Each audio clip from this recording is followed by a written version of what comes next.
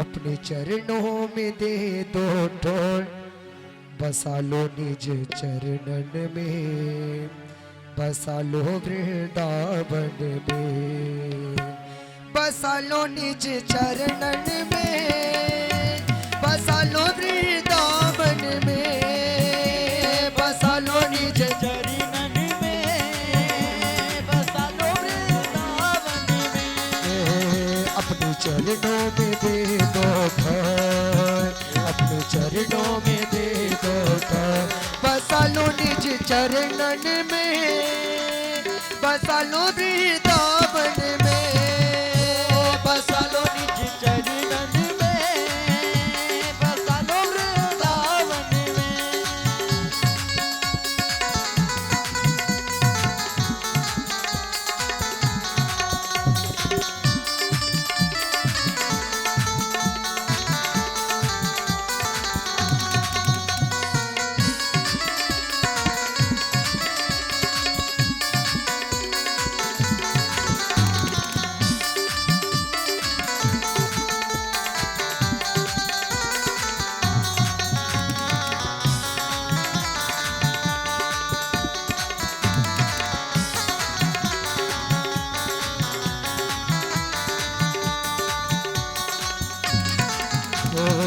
सौंप दिया अब जीवन तो वे, सौंप दिया अब जीवन की वे, सौंप दिया अब जीवन तो वे, सौंप दिया अब जीवन तो है। रखियो जिस विधि रखना मोगे, रखियो जिस विधि रखना मोहे। तेरे दर पे पड़ा हूँ सब छोड़, तेरे दर पे पड़ा हूँ सब छोड़, बसा लो निज चरणन में, बसा लो वृंदावन में, बसा लो निज चरणन में, बसा लो वृंदावन में।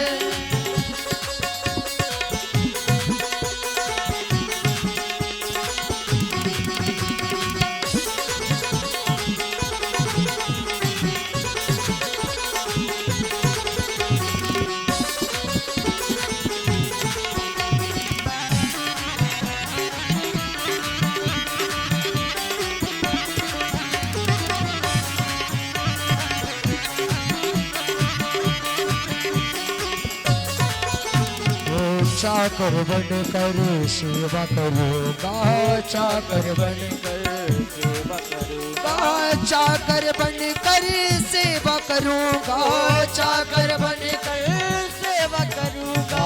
मधुकर मार्ग का सेवा करूँगा, मधुकर मार्ग का सेवा करूँगा। तेरे दर से करूँगा उठ भोर, तेरे दर से करूँगा उठ भोर, बसा लो निज चरणन में, बसा लो वृंदावन में, बसा लो निज चरणन में, बसा लो वृंदावन में।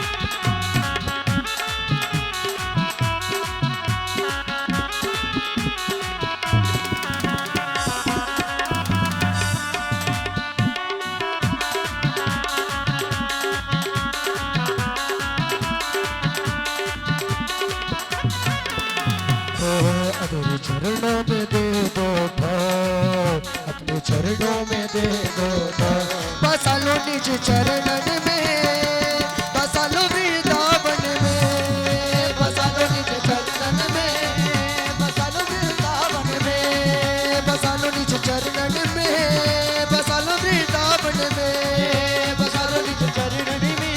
श्याम मेरे श्याम मुरली वाले मेरे श्याम। प्रेम से बोलिए बाकी बिहारी लाल की जय हो। आइए भागवत भगवान की पावन मंगलमयी आरती होने जा रही है। जिन भी भक्तगणों तक हमारी आवाज पहुंच रही हो, वह सही भक्तगण भगवान के पावन दरबार में आवे एवं भागवत भगवान की पावन मंगलमयी आरती का दर्शन कर अपने इस मानव जीवन को धन्य एवं कृतार्थ कर पुण्य के भागीदार बने एवं भगवान के दरबार में जो भी भक्तगण उपस्थित हैं वह सही भक्तगण अपने अपने स्थान पर खड़े हो जावे और भागवत भगवान की पावन मंगलमयी आरती करें।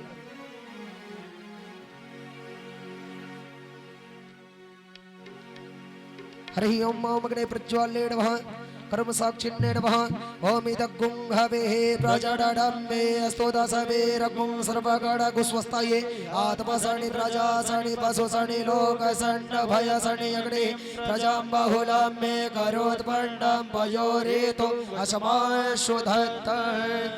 श्री भागवत भगवान की है आरती, पापियों को पाप से गए तारते। श्री भागवत भगवान की है आरती, पापियों को पाप से है तारती। पापियों को पाप से, पापियों को पाप से, पापियों को पाप से, नरकियों को ताप से। श्री भागवत भगवान की है आरती, पापियों को पाप से गए तारते। श्री भागवत भगवान की है आरती, पापियों को पाप से है तारती। ये अमर ग्रंथ ये मुक्ति पंथ ये पंचम वेद निराला, नव ज्योति जलाने वाला। ये अमर ग्रंथ ये मुक्ति पंथ ये पंचम वेद निराला, नव ज्योति जलाने वाला। हरि नाम यही हरि धाम यही, हरि नाम यही हरि धाम यही, हरि नाम यही हरि धाम यही, हरि नाम यही हरि धाम यही। यही जग मंगल पे आरती, पापियों को पाप से गए तारते। श्री भागवत भगवान की है आरती, पापियों को पाप से है तारती। ये सात गीत पावन पुनीत पापों को मिटाने वाला, हर दर्श कराने वाला। ये संत गीत पावन पुनीत पापों को मिटाने वाला, हर दर्द दिखाने वाला।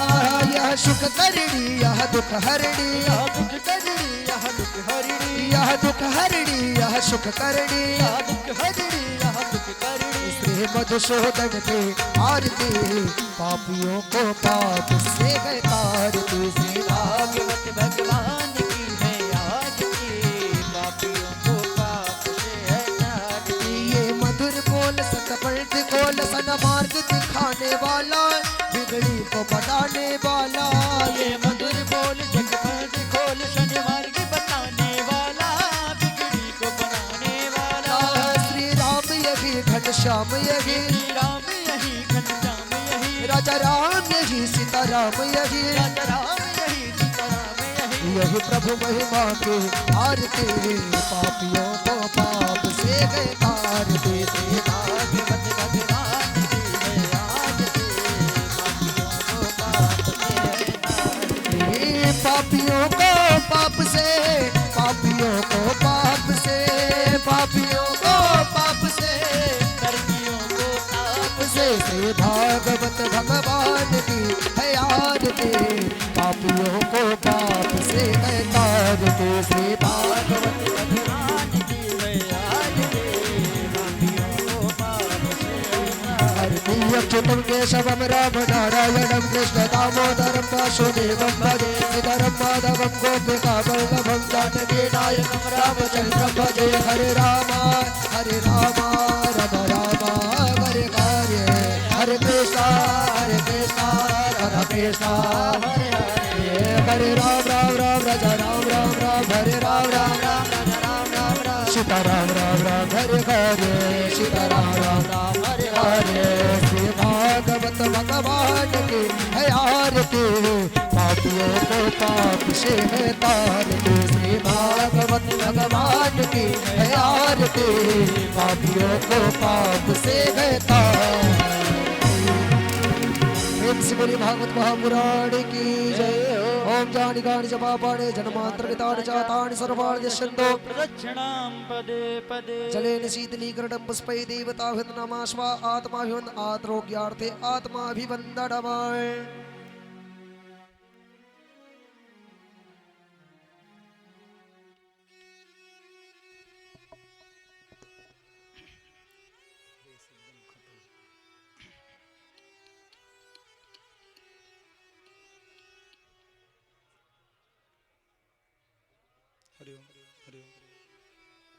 स्वस्ति श्री गणेशाय नमः। स्वस्ति श्री गणेशाय नमः। गणनाथ सरस्वतीं रविशुक्र बृहस्पतिं पंचैतान संस्मरे नित्यं वेदवाणीं प्रवर्तयेत् ध्येयं सदा परिभवगणमभीष्टदोहम् तीर्थास्पदं शिवविरचिनुतं शरण्यं भृत्यारतिहं प्रणतपालभवाब्धिपोतं वन्दे महापुरुषते चरणारविन्दम्।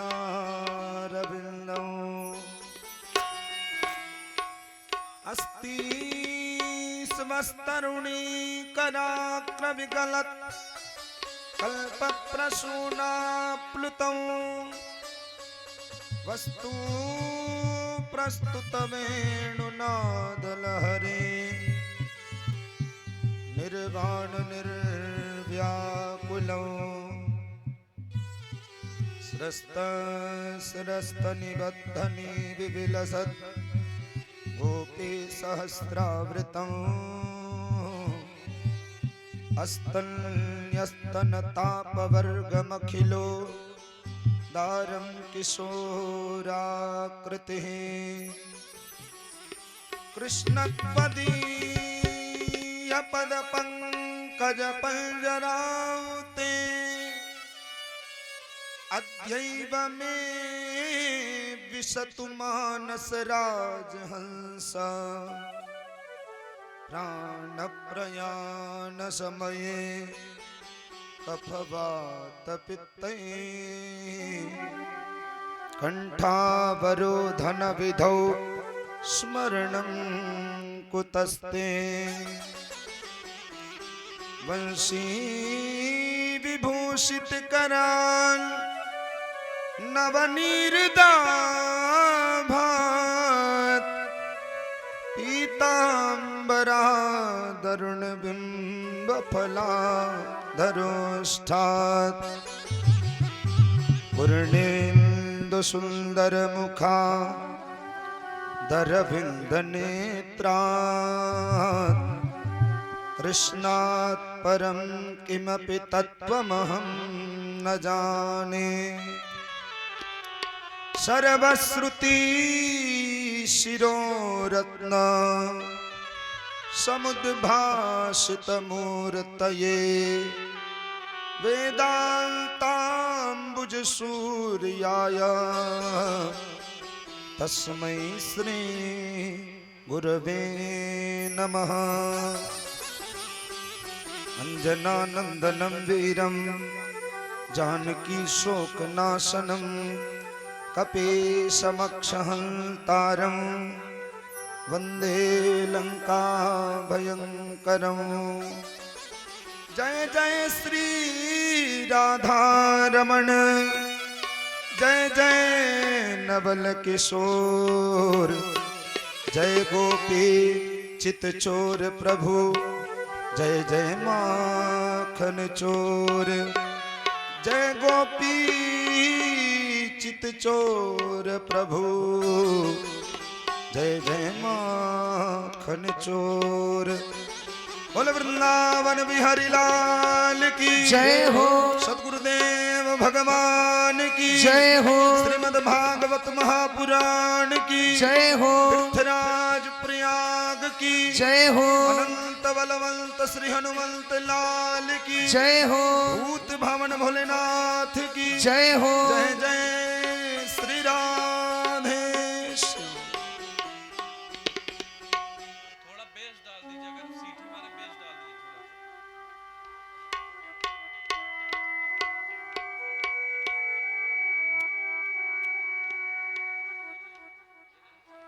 हरि ओम।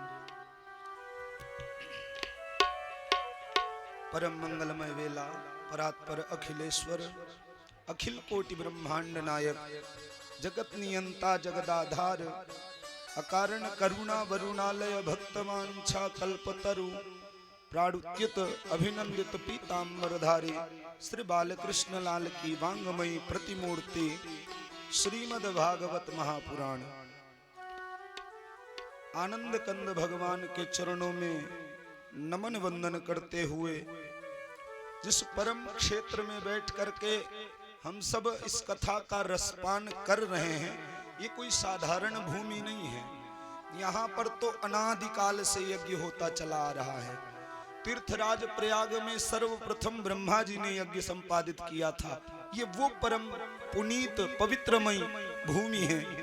ऐसी भूमि में बैठ करके जहाँ माँ गंगा, भक्ति स्वरूपा महारानी यमुना एवं पांडाल में सरस्वती जी का उद्गम प्रवाह हो रहा है, ऐसे पावन क्षेत्र का संसर्ग प्राप्त है।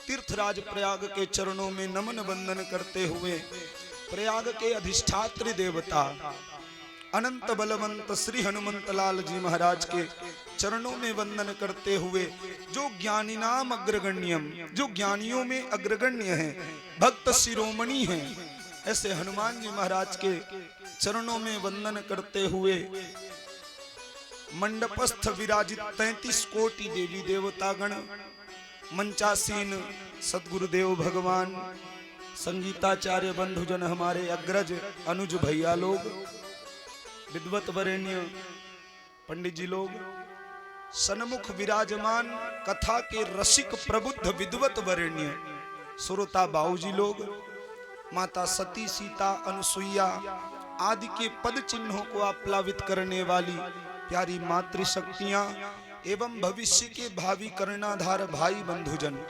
सिय राम मैं सब जग जानी, करहु प्रणाम जोरी जुग पानी। सभी को सीताराम स्वरूप जान करके सभी के चरणों में यथामति यथाशक्ति नमन वंदन अभिनंदन प्रणाम करते हुए आज हम सब भक्तजन समुदाय सप्ताह ज्ञान महायज्ञ के तृतीय दिवस का अवगहन करने हेतु एकीभूत हैं।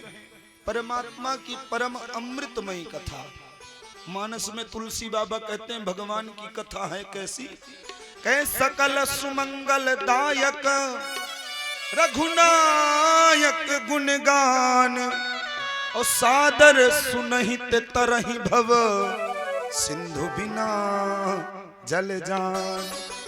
ये सकल सुमंगल प्रदाता है परमात्मा की कथा। सुखदेव जी परीक्षित को परिलक्षित करके कहते, परीक्षित ये जो तुम्हारे सामने संत मंडली विद्वत मंडली विराजमान है ना, इनका तो जीवन ही केवल कथा मात्र है, कथा मात्रैक जीविनः। दूसरे शब्दों में कहें तो कथामृत रसास्वाद कुशलः शौनको ब्रवीत। कथामृत का आस्वादन करने में परम कुशल हैं ये शौनकादि ऋषि। परंतु आप तो एक राजर्षि हैं, राजभोगों का उपभोग आपने किया है, क्या आपको किसी प्रकार के पिपासा, किसी प्रकार की क्षुधा नहीं जगती? परीक्षित जी सजल नेत्र हाथ जोड़कर बोल पड़े, हे शुकाचार्य महाराज, हे सुकमुनि, जीवन में एक बार प्यास लगी और ऐसी प्यास लगी कि मुझे इस स्थान पर पहुंचाई। आपके दर्शन हुए, आपके मुख से अमृतमयी कथा का आस्वादन कर नहीं रहा हूं, मैं तो आपके मुख से निश्रित अमृतमयी कथा को पी रहा हूं। क्या कहते हैं? कहते हैं नैषाति दुस्सह क्षुण्ण माम त्यक्तो दम पिबाधते पिबंतं त्वं मुखाम्भोज अच्युतम हरि कथामृतम। पिबंतम, पी रहा हूं किसको? कहे अच्युतम हरि कथामृतम। आपके मुख से निश्रित जो हरि की कथामृत है ना, मैं उसका पान कर रहा हूं। अपने मनोभाव को व्यक्त करते हैं, ऐसी अमृतमयी कथा है। आइए, जिस प्रकार इस मंच की अपनी एक मर्यादा है, इस अनुष्ठान की अपनी एक पद्धति है, उसके अनुसार प्रेम से श्रद्धावनत हो करके 2 बार भगवान नाम संकीर्तन करें। आगे जैसे ठाकुर जी की इच्छा, क्योंकि करहि करावहि भंजहि सोई, सब कुछ करने कराने में सर्वसमर्थवान तो ठाकुर जी हैं, हम आप तो निमित्त मात्र हैं, इसलिए उनके नाम का आश्रय लेंगे। सभी लोग प्रेम से गान करें। जय जय राधा रमण हरि बोल रे, जय जय राधा रमण हरि बोल, हरि बोल। जय जय राधा रमण हरि बोल रे, जय जय राधा रमण हरि बोल, हरि बोल। जय जय राधा रमण हरि बोल रे, जय जय राधा रमण हरि बोल, हरि बोल। जय जय राधा रमण हरि बोल रे, जय जय राधा रमण हरि बोल। जय राधा रमण हरि बोल, जय राधा रमण हरि बोल, हरि बोल। जय राधा रमण हरि बोल, जय राधा रमण हरि बोल, हरि बोल। जय राधा रमण हरि बोल रे, जय जय राधा रमण हरि बोल, हरि बोल। जय जय राधा रमण हरि बोल रे, जय जय राधा रमण हरि बोल।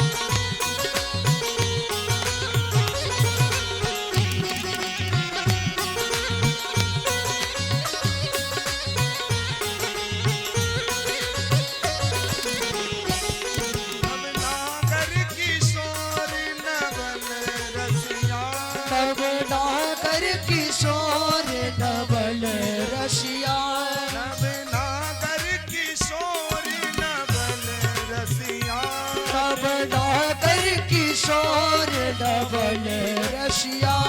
यारो ब्रज को छैल कान्हा मन बसिया, प्यारो ब्रज को छैल कान्हा मन बसिया। यारो ब्रज को छैल कान्हा मन बसिया, करे कालिंदे, करे कालिंदे, करे कालिंदे भोले की लोल रे। जय राधा रमण हरि बोल, हरि बोल। जय जय राधा रमण हरि बोल रे, जय जय राधा रमण हरि बोल।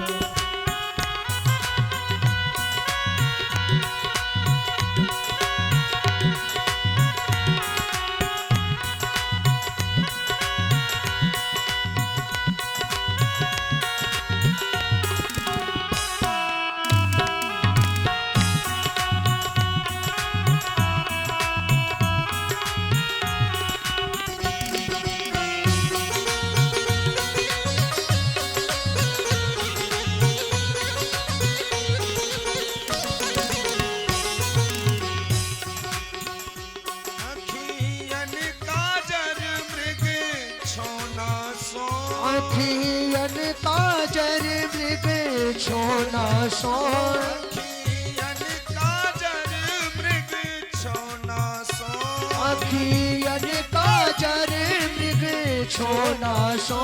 नख बेसर जादू टोना सो, नख में सर जादू टोना सो। नख बेसर जादू टोना सो, दो रस के, दो रस के, दो रस के भरे हैं कपोल रे। जय राधा रमण हरि बोल, हरि बोल। जय जय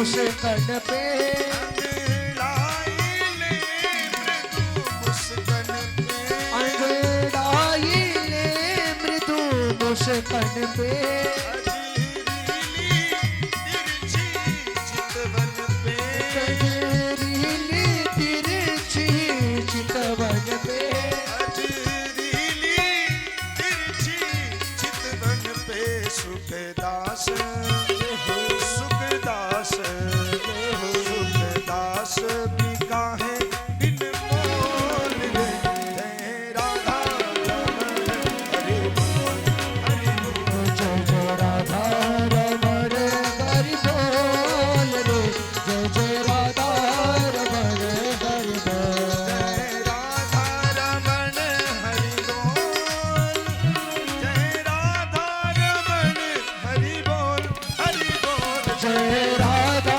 रमण हरि बोल जय राधा रमण हरि बोल हरि बोल जय राधा रमण हरि बोल रे जय राधा रमण हरि बोल हरि बोल जय राधा रमण हरि बोल रे जय जय राधा रमण हरि बोल हरि बोल हरि बोल हरि हरि हरि बोल हरि बोल हरि बोल हरि हरि हरि बोल राधे बोल राधे बोल राधे राधे राधे बोल राधे बोल राधे बोल राधे राधे राधे बोल हरि बोल हरि बोल हरि हरि हरि बोल हरि बोल हरि बोल हरि हरि हरि बोल राधे बोल राधे बोल राधे राधे राधे बोल राधे बोल राधे बोल राधे राधे राधे बोल जय जय राधा रमण हरि बोल रे जय राधा रमण हरि बोल हरि बोल जय राधा रमण हरि बोल रे जय जय राधा रमण हरि बोल हरि राधा रमण हरि बोल जय जय राधा रमण हरि बोल जय जय राधा रमण हरे बोल वृंदावन बिहारी लाल की जय हो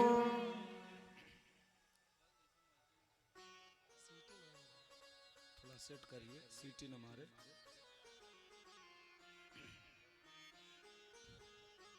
परम मंगलमय वेला भगवान की जब अनंत अहेतुक कृपा होती है तब जाकर के भगवान की अमृतमय कथाओं का आस्वादन करने का पावन अवसर लाभ मानव को प्राप्त होता है। जन्मांतरे भवेत पुण्यम अथवा कोटि जन्म समुत्थेन पुण्य नैव तु लभ्यते। मानव के जब अच्छा यहाँ कोटि का दो भाव है, एक कोटि का मतलब करोड़ होता है, दूसरे कोटि का मतलब प्रकार होता है। यहाँ किस भाव से लिया जाए?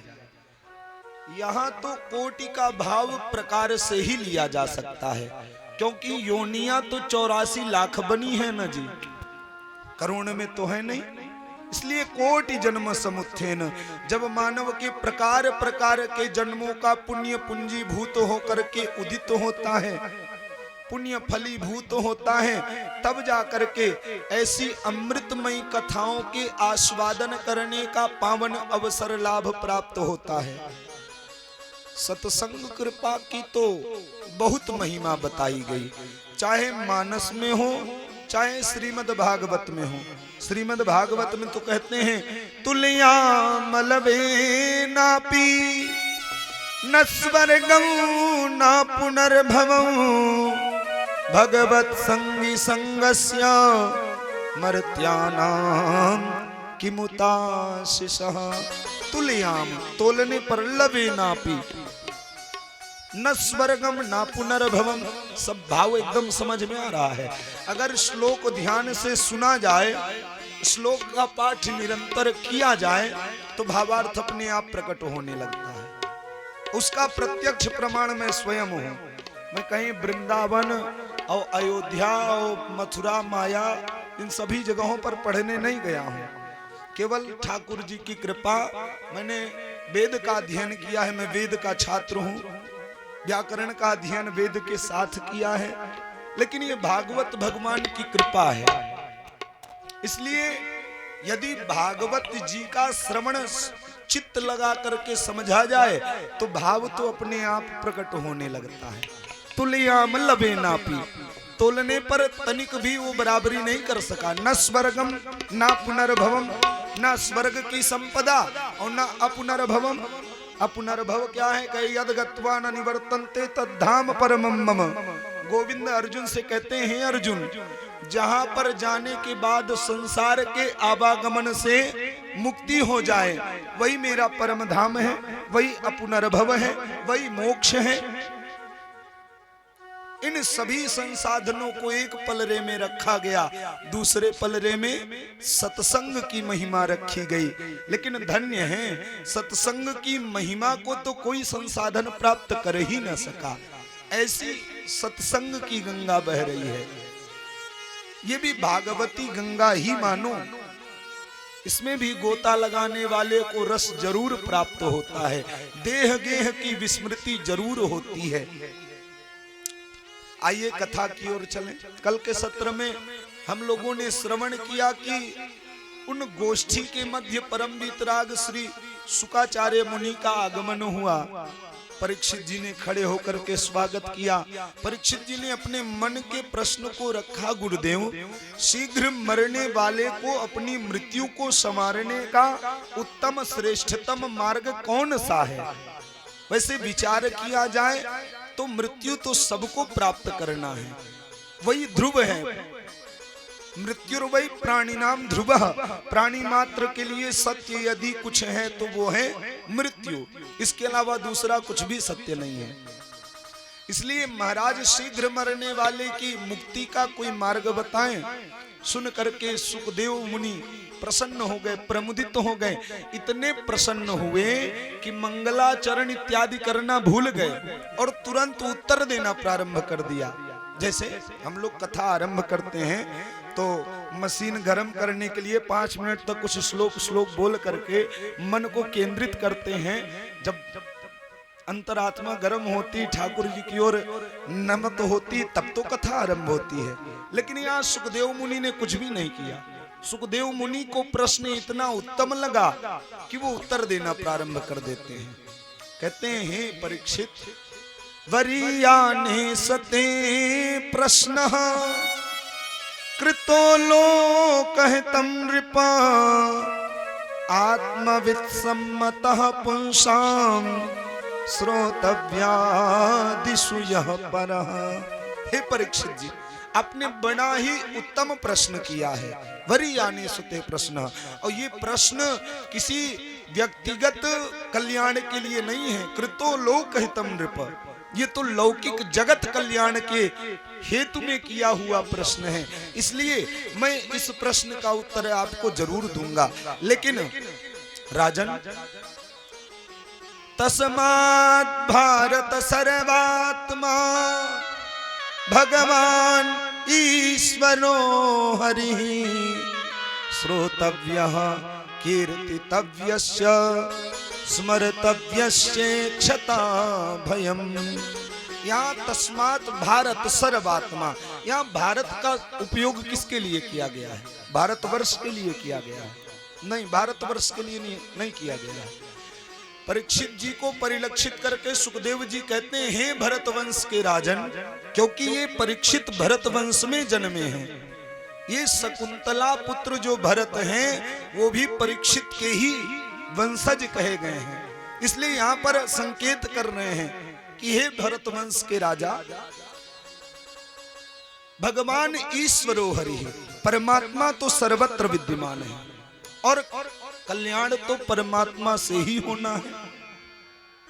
लेकिन उसको जाना कैसे जाए? तो कहे श्रोतव्यः कीर्तितव्यश्च स्मर्तव्यश्चेक्षता भयम्। उस परमात्मा को जानने के लिए सबसे पहले क्या करना पड़ेगा? श्रोतव्यः, श्रवण करना पड़ेगा। अच्छा, नवधा भक्ति में पहली भक्ति कौन सी है? श्रवणम। पहली भक्ति भी श्रवण है और यहाँ पर सुनने के लिए कहा भी जा रहा है। क्यों? क्योंकि जाने बिनु न होय परतीति, जाने बिनु न होय परतीति, जाने बिनु न होय परतीति, जाने बिनु न होय बिनु परतीति होय नहीं प्रीति। बिनु परतीति होय नहीं प्रीति। जाने बिनु न होय परतीति। जाने बिनु न होय परतीति।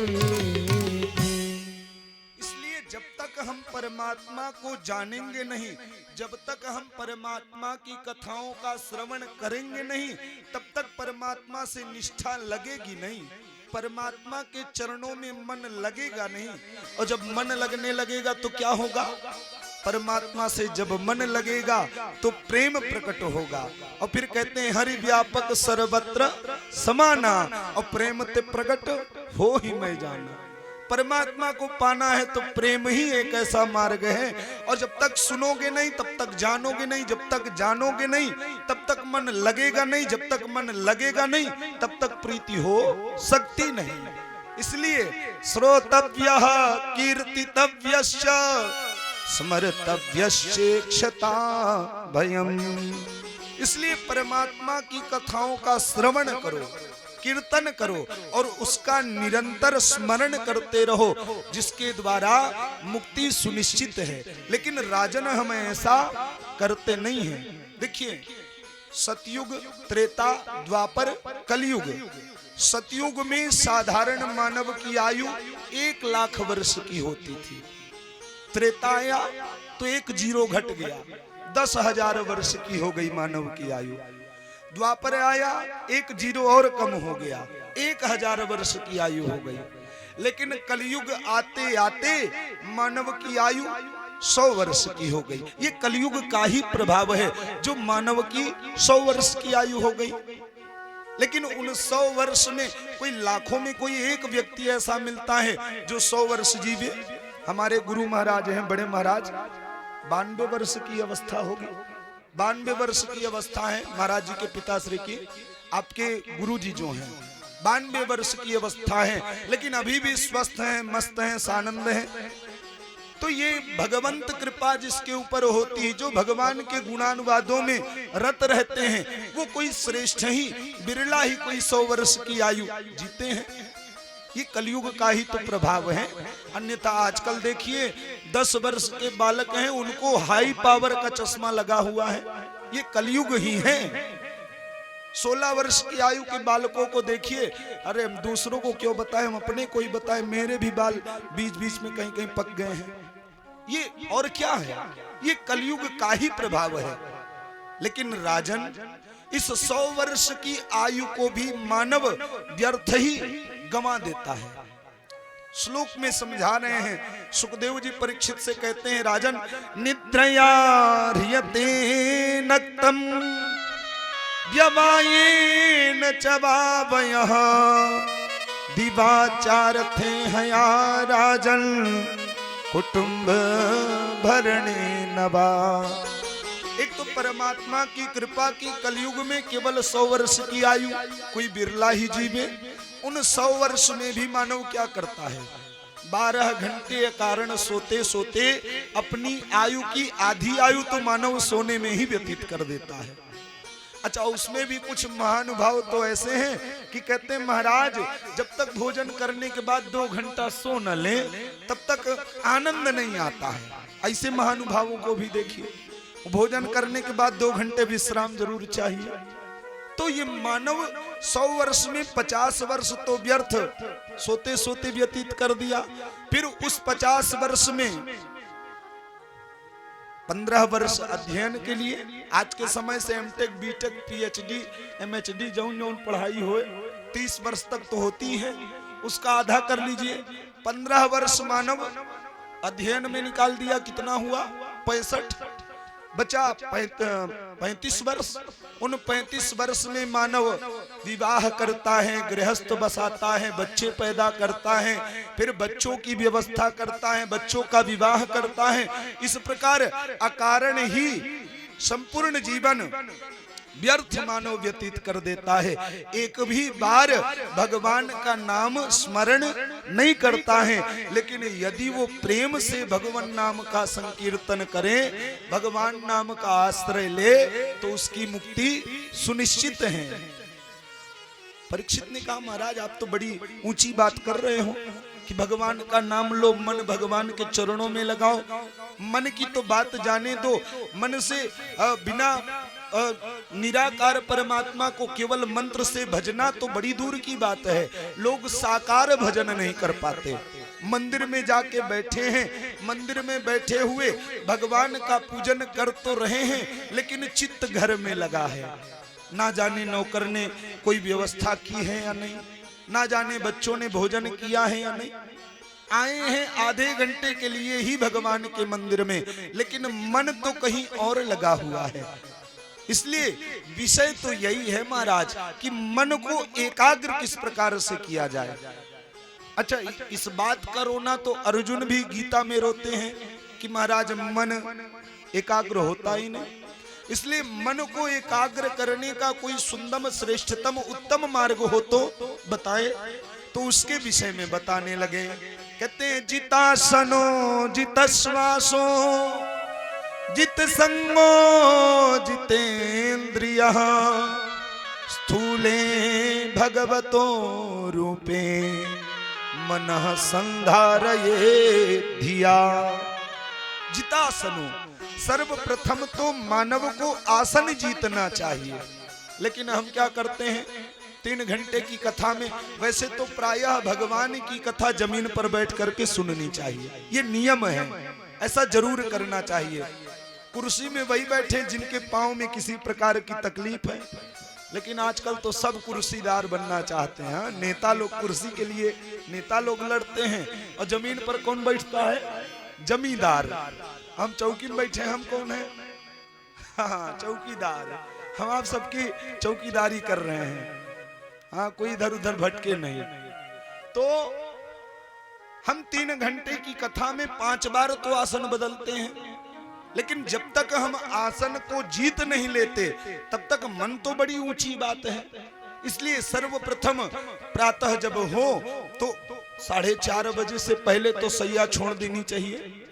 सैया से उठे, कराग्रे वस्ते लक्ष्मी, कर मध्य सरस्वती, कर मूले तु गोविंद, प्रभाते कर दर्शनम, कर दर्शन करें, स्नान नित्य कर्म करें, और नित्य कर्म करने के बाद एकाग्र हो करके एक आसन पर बैठे, और बैठ करके नहीं कुछ चिंतन करने को है तो खुद का ज्ञान करें।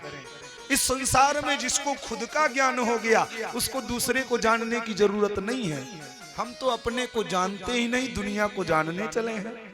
खुद का चिंतन करें, परमात्मा ने ये शरीर क्यों दी, मुझे ही क्यों दिया, दिया तो आज के ही दिन ये क्यों होना था, कल ही क्यों हुआ, इसके विषय में चिंतन करें। इस प्रकार धीरे धीरे करके आसन को जीतें, उसके बाद श्वास पर विजय प्राप्त करें। जितासनो जितश्वासो। तो किसी ने कहा, महाराज श्वास पर विजय किस प्रकार से मिलेगी? तो कहे, प्राणायामेन त्रिविता प्राणेन्द्रिय मनोमलम। प्राणायाम करो। प्राणायाम कैसे करें? वो रामदेव बाबा वाला, खींचो छोड़ो, खींचो छोड़ो, खींचो छोड़ो, ये प्राणायाम है। ये प्राणायाम थोड़ी, ये तो अनुलोम विलोम है। प्राणायाम किसको कहते हैं? प्राणायामेन त्रिविता। प्राणायाम तीन क्रियाओं से संपादित किया जाता है। और प्राणायाम करने का फल क्या है? कहे, प्राणेन्द्रिय मनोमलम। प्राणायाम करने से प्राण के, इंद्रियों के, मन के मल कट कट के दूर हो जाते हैं और मन निर्मल हो जाता है। और फिर होता क्या है? कहे, निर्मल मन जन सो मोहि पावा। निर्मल मन जन सो मोहि निर्मल मन जन सो मोहि पावा। निर्मल मन जन सो मोहि पावा। मोहि कपट छल छिद्र न भावा। मोहि कपट छल छिद्र न भावा। मोहि कपट छल छिद्र न भावा। मोहि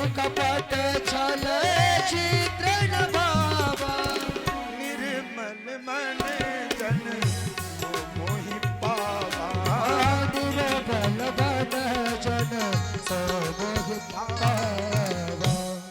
इसलिए प्राणायाम करो। प्राणायाम कैसे कहे? पूरक, कुंभक, रेचक, ये 3 क्रियाएं हैं। पूरक क्रिया कैसे होती है? दाहिनी नाक की नासा छिद्र को बंद करो, बाईं नाक से श्वास को खींचो, ये पूरक क्रिया है। फिर कुंभक, दोनों नाक की नासा छिद्र को बंद करके श्वास को अंतर्मन में अपने हृदय में रोको, ये कुंभक क्रिया है। फिर बाईं नाक को बंद करके दाहिनी नाक से श्वास को छोड़ते जाओ, ये रेचक क्रिया है। इन तीनों क्रियाओं को करो। इसको करते करते निरंतर करते जाओगे तो एक दिन 1 मिनट, दूसरे दिन 2 मिनट, तीसरे दिन 3, धीरे धीरे करके समय और बढ़ता जाएगा। इस प्रकार से श्वास पर भी विजय प्राप्त होती जाएगी। फिर क्या करना होगा? कहे फिर संग जीतो। जितासनो जितश्वासो जित संगो। संग जीतिए। संग का मानव जीवन में बड़ा प्रभाव होता है। और युवा पीढ़ियों के लिए तो 4 सूत्र बताए गए हैं। ये 4 चीजें जिनके जीवन में हैं वो उत्तरोत्तर वृद्धि ही करेंगे। पहला शिक्षा, दूसरा संस्कार, तीसरी संगति, चौथा एकता, और 5वां भी यदि आ जाए तो अति उत्तम। लेकिन उस 5वें में खतरा होता है। 5वां क्या है? कहे 5वां है स्वाभिमान। लेकिन ये आता नहीं है। ये स्वाभिमान की जगह अभिमान आ जाता है, स्वाभिमान नहीं आता।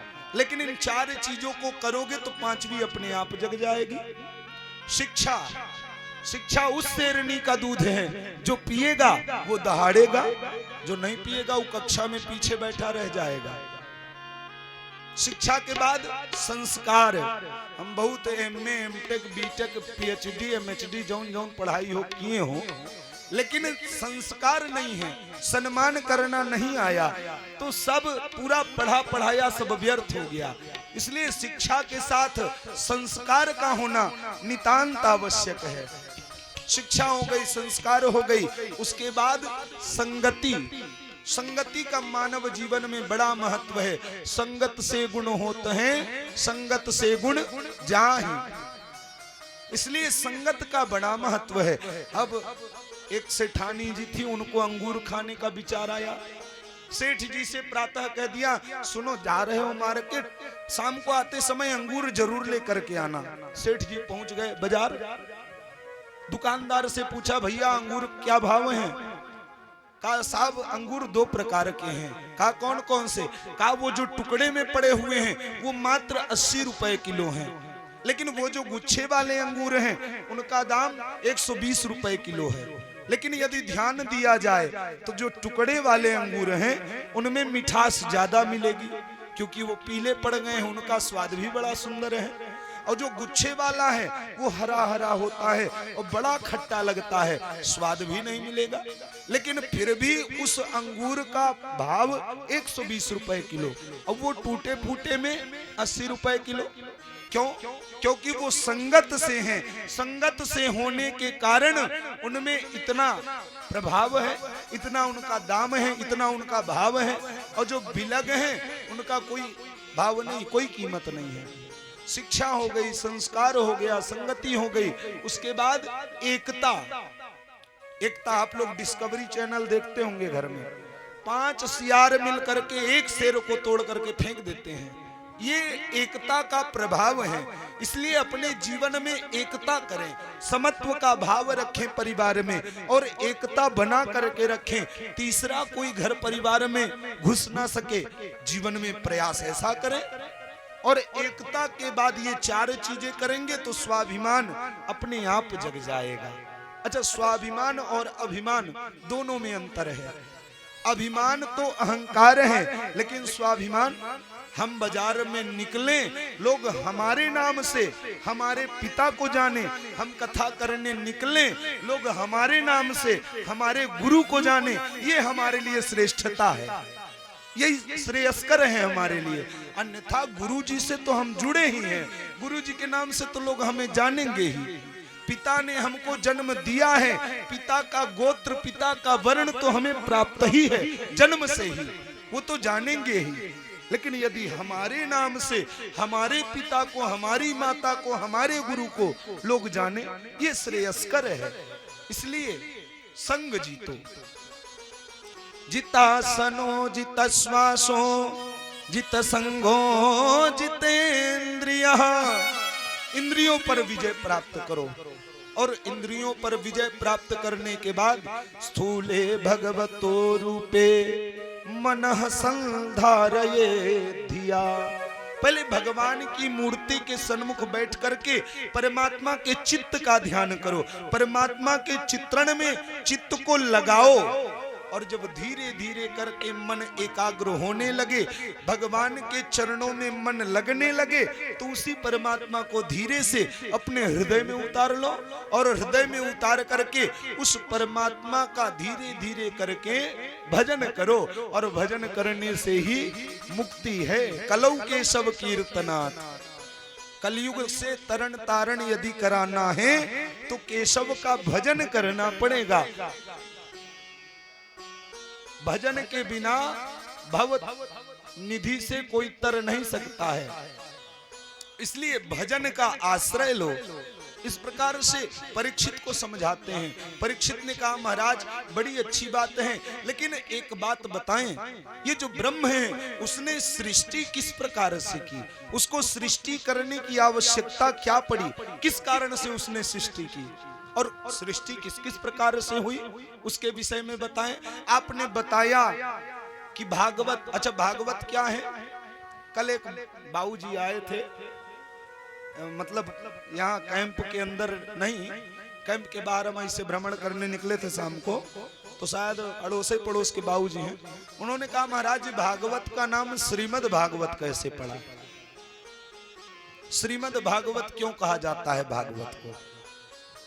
हमने उन्हें तुष्ट किया कि महाराज जब व्यास जी ने भागवत की रचना की तो रचना करने के बाद विचार आया कि ठाकुर जी के भक्तों के गुणानुवादों को तो हमने इसमें निहित किया, लेकिन ठाकुर कृपा की आवश्यकता इसमें है। पहुंच गए क्षीर सागर, भगवान का निवास करते क्षीर सागर में, नारायण के पास पहुंचे, जाकर के उनके कमलवत चरणों में रख दिया, प्रभु इसमें आप अपना तेज आशीर्वाद प्रदान करें। भगवान ने कहा व्यास जी इसमें है क्या, मैं क्यों अपना तेज प्रदान करूं। कहे महाराज इसमें भगवतः इदम भागवतम, इसमें जो आपका है उसी के गुणानुवादों को वर्णित किया गया है। भगवान ने अपना तेज ऐश्वर्य आशीर्वाद प्रदान किया। बगल में बैठी थी महारानी लक्ष्मी, ले गए उनके सन्मुख रखा, माता आप भी इसमें अपना आशीर्वाद क्यों नहीं प्रदान करती हैं। माता ने कहा देखो व्यास जी मैं आशीर्वाद देने वाली नहीं हूं। क्यों माता, क्योंकि जब जब भी मैं आई हूं सृष्टि में तब तब गोविंद ने मेरा परित्याग किया है, आपने मेरे महिमा का मंडन नहीं किया, मेरी महिमा का गान नहीं किया है, मैं अपना तेज क्यों प्रदान करूं। व्यास जी ने कहा ऐसी क्या बात है माता, इसमें भी आपकी महिमा का बखान है। उन्होंने कहा कैसे, कहे ये भागवत ही नहीं है, ये श्री विभूषित तो हो जाएगी जब आपका आशीर्वाद प्राप्त होगा। लक्ष्मी मैया ने कहा मैं दूं क्यों आशीर्वाद, कहे क्योंकि इसमें भगवत्या प्रोक्तम इदम भागवतम, ये भागवत क्या है जो भगवती के मुख से निसृत है वही भागवत है। अपने चातुर्य भाव को दिखाया, माता लक्ष्मी प्रसन्न हो गई, उन्होंने अपना तेज अपना ऐश्वर्य अपना आशीर्वाद प्रदान किया, तभी से इस भागवत जी का नाम श्रीमद् भागवत पड़ा। तो भागवत क्या है, भागवत के तो कई भाव हैं। भगवतः इदम भागवतम, जो भगवान का है वही भागवत है। सुन करके विचार आया महाराज ब्रह्मा जी को भागवत किस प्रकार से गोविंद ने सुनाई, किस कारण सुनाई, सृष्टि की उत्पत्ति किस प्रकार से हुई, कृपा करके इसके विषय में बताएं। बताने लगे कि सृष्टि के पूर्व में तो केवल और केवल परब्रह्म परमात्मा की ही सत्ता विद्यमान थी। एक बार परमात्मा को चिंतन हुआ क्यों न सृष्टि किया जाए, लेकिन सृष्टि हो कैसे, तो उन्होंने अपने चित्त को एकाग्र करके ध्यान लगाया, और ध्यान लगा करके सबसे पहले अयन की उत्पत्ति की। अयन माने जल, जल की उत्पत्ति, नीर की उत्पत्ति सर्वप्रथम की, क्षीर सागर बन गया। उस क्षीर सागर में अयन की व्यवस्था की। अयन किसे कहते हैं? अयन भवन। अयन माने भवन, जो भवन है। भगवान का भवन कौन है? नागवासुकी, जिनके ऊपर भगवान नित्य विराजमान रहते। अयन की व्यवस्था हो गई और इस प्रकार से परमात्मा नारायण अवतरित हुए, नारायण स्वरूप में। और परमात्मा के नाभि कमल से सुंदर कमल की उत्पत्ति हुई। उस कमल में ब्रह्मा जी का प्रादुर्भाव हुआ। ब्रह्मा जी के 4 मुख। ब्रह्मा जी चारों ओर देखते हैं, खुद का ज्ञान करते हैं, लेकिन जब खुद को नहीं प्राप्त करते तो कमल की नाल में प्रवेश करना प्रारंभ करते हैं कि मेरी उत्पत्ति कहां से। हजारों हजार वर्ष तक उस नाल में प्रवेश करते गए, लेकिन जब उसका कोई आदि अंत ना पा सके तो वापस आए, चिंतन कर ही रहे थे कि उसी समय आकाशवाणी हुई, ब्रह्मा जी स्पर्शेषु यत् षोडश मेक विंश। स्पर्श शब्द का 16वां अक्षर त और 21वां अक्षर प। आकाशवाणी हुई, तप करो, तप के द्वारा तुम्हें ज्ञान की प्राप्ति होगी। ब्रह्मा जी ने ध्यान लगाया, हजारों वर्षों तक तपस्या की और तपस्या से प्रसन्न होकर के परमात्मा प्रकट हो गए। और परमात्मा प्रकट होकर के सुंदर भगवान ब्रह्मा को उपदेश किया चतुश्लोकी भागवत का। अहमेवा समेवाग्रे नान्यत यत् सदसत् परम पश्चादहम यदेतच्च या यो वशिष्येत सोस्म्यहम्। हे ब्रह्मा जी, इस पृथ्वी के आदि में केवल और केवल मेरी ही सत्ता विद्यमान थी। इस पृथ्वी के मध्य में भी मैं ही विचरण करता हूँ और पृथ्वी के लय हो जाने पर केवल और केवल मेरी ही सत्ता विद्यमान रहेगी। जैसे हमने 1 किलो सोना कहीं पाया, उस सोने के टुकड़े को देख करके मन में विचार आया, अब इसको सुंदर गहनों में परिणित किया जाए, तो कुछ की अंगूठी बनवा ली, कुछ की माला बनवा ली, कुछ की नाक कान पांव सब पूरे यंत्र बनवा लिए, धारण कर लिए। एक दिन क्रोध आया और क्रोध आया तो ले जा करके सारे गहनों को भट्टी में डाल दिया, फिर जैसे का तैसा परिणित हो गया। ठीक उसी प्रकार ये परमात्मा की ही सृष्टि है। परमात्मा जब चाहते हैं तब अपने दिव्य तेजोमय स्वरूप से सृष्टि कर देते हैं, और जब परमात्मा का विचार होता है तो संपूर्ण सृष्टि को लय स्वरूप लेकर के समेट करके अपने में स्थापित कर देते हैं। इस प्रकार इस प्रत्येक सृष्टि के आदि मध्यांत केवल और केवल परमात्मा की ही सत्ता विद्यमान होती है, दूसरी कोई सत्ता विद्यमान नहीं होती है। इस प्रकार से सृष्टि का उद्भव कारण बताया। लेकिन परीक्षित परमात्मा प्रेम से प्रकट होते हैं। न दानम न तपोनेज्या न शौचम न क्रिया शुभा प्रियते अमलया भक्त्या हरिरण्यत विडंबनम। शायद हम सोचे कि अपना सर्वस्व दान कर दें, उससे परमात्मा की प्राप्ति होगी, तो ये हमारी आपकी भूल है। दान से परमात्मा प्राप्त नहीं होते। न तपो, हम सोचे कि 30 दिन के महीने में 60 बार व्रत करने से परमात्मा की प्राप्ति हो जाएगी, तो ये भी सुनिश्चित नहीं है कि परमात्मा मिल ही जाए। न शौचम, हम सोचे कि ठंडी के माघ के ठरी में प्रयाग में निवास कर रहे हैं, तीनों टाइम जाके गंगा में डुबकी मारे, परमात्मा मिल जाएगा, तो ये आपकी भूल है। उससे भी परमात्मा मिलने वाला नहीं है। न क्रिया शुभा, बहुत पूजन करने से भी परमात्मा नहीं मिलता, तो परमात्मा मिलता कैसे है? कहे प्रियते अमलया भक्त्या हरिरण्यत विडंबनम। परमात्मा से प्रीति करो। प्रियते, कैसी प्रीति? कहे अमलया, अमल भक्ति, अर्थात भक्ति 2 प्रकार की हो गई, एक मल भक्ति, दूसरी अमल भक्ति। अब ये मल भक्ति क्या है? कहे 1 रुपए के कपूर में सुख संपत्ति घरे आवे, कष्ट मिटे तन का। 1 रुपया कपूर जलाए, पूरे संसार की संपत्ति हमारे घर में आए ठाकुर जी। ये मल भक्ति है, ये भक्ति नहीं, ये तो व्यापार है। अमल भक्ति क्या है? कहे मैं अगर मांगू तुझे तो तुम न देना कुछ मुझे, वरना आशिक नहीं मजदूर हो जाऊंगा मैं मांगने की गलती कर भी दूं तो आप देने की गलती मत करना, नहीं तो आशिक नहीं मजदूर हो जाऊंगा मैं। फिर तो मैं मजदूर हो गया, मजदूर आया, मजदूरी किया, शाम को रुपए लिया गया। अब मजदूर का और स्वामी का कोई व्यवहार नहीं बचा। तो ये अमल भक्ति जिसमें कुछ मांगा न जाए। प्रियते, प्रीति कैसी है? सूत्र तो आगे ही दे रहे हैं कि प्रियते अमलया। तो प्रीति क्या है, प्रेम क्या है? कहे प्रेम जिसमें केवल और केवल समर्पण का भाव हो, जिसमें केवल देना ही देना होता है, लेना तो कुछ होता ही नहीं, वही तो प्रेम है। और जिसमें लेना हो जाए वो प्रेम हो ही नहीं सकता, वो तो आसक्ति है, वो तो व्यापार है। इसलिए प्रेम में तो केवल देना ही देना है। और एक और अमल का भाव है। दूसरा अमल का भाव क्या है? कहे महाराज जी क्या बताएं, रात में 2 बजे नींद खुली, और नींद खुली तो ऐसी खुली कि जब तक कतर के खाए नहीं तब तक दोबारा नींद आई नहीं।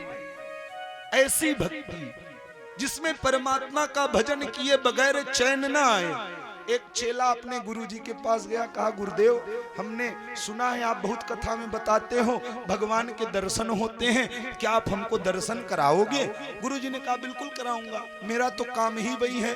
गुकारस्तंधकारस्यात् रुकारस्तन निरोधक अंधकार निरोधत्वात् गुरुरित्यभिधीयते। गुरु का तो मतलब ही यही है। गु कहने मात्र से जीवन का अंधकार मिट जाए, रु कहने मात्र से जीवन प्रकाशमय हो जाए, ये अंधकार से प्रकाश की ओर जो ले जाए वही तो गुरु है। अच्छा आजकल तो हम लोग विचार बनाते हैं कि जौन महाराज फॉर्च्यूनर से चला थो उन्हीं से मंत्र ले। हाँ, जौन महाराज के बड़े बड़े कमांडो हो और खूब VIP व्यवस्था हो, भले कुछ आवे चाहे ना आवे, लेकिन उन्हीं को गुरु बनाएंगे। गुरु के अंदर योग्यता पात्रता देखी जाए तभी गुरु बनाना संभव है, तभी गुरु बनाना चाहिए। गुरु बनाओ जान के, पानी पियो छान के, ये तो नियम है। इसलिए गुरुदेव से कहा गुरुदेव आप मुझे भगवान के दर्शन कराओ। गुरुजी ने कहा ठीक है चला आजा, मंत्र ले ले और साथ में रहना, तुझे भगवान के दर्शन कराऊंगा। अब तो चेला ने मंत्र ले लिया, अब गुरुजी के साथ रहता और नित्य गुरुजी जब स्नान करने जाते और वापस आने लगते तो पूछता गुरुदेव आपने तो भगवान के दर्शन कराए ही नहीं। गुरुदेव आप तो कहते कि भगवान मिलेगा, कब मिलेगा गुरुजी? अच्छा एक दिन ऐसी स्थिति बनी कि गुरुजी चेला के सहित गंगा जी में प्रविष्ट होकर के स्नान कर रहे थे। उसी समय चेला ने प्रश्न कर दिया गुरुजी भगवान के दर्शन कब करा रहे हो? अब तो गुरुदेव को गुस्सा लगी। गुरुजी ने कहा चेला चिंता मत कर, डुबकी लगा, अब की बार की डुबकी में ही तुझे परमात्मा के दर्शन कराऊंगा। और जैसे ही चेला ने डुबकी लगाई गुरुजी ने ऊपर से पकड़ लिया। अब तो चेला जल के अंदर छटपटाए, गुरुजी छोड़ो, गुरुजी प्राण लोगे क्या? गुरुजी ने 2 मिनट बाद छोड़ा। चेला ऊपर आया, कहा क्या गुरुजी यदि क्रोधित हैं नहीं दर्शन करा सकते तो बताएं स्पष्ट, ये अकारण मार क्यों रहे हैं?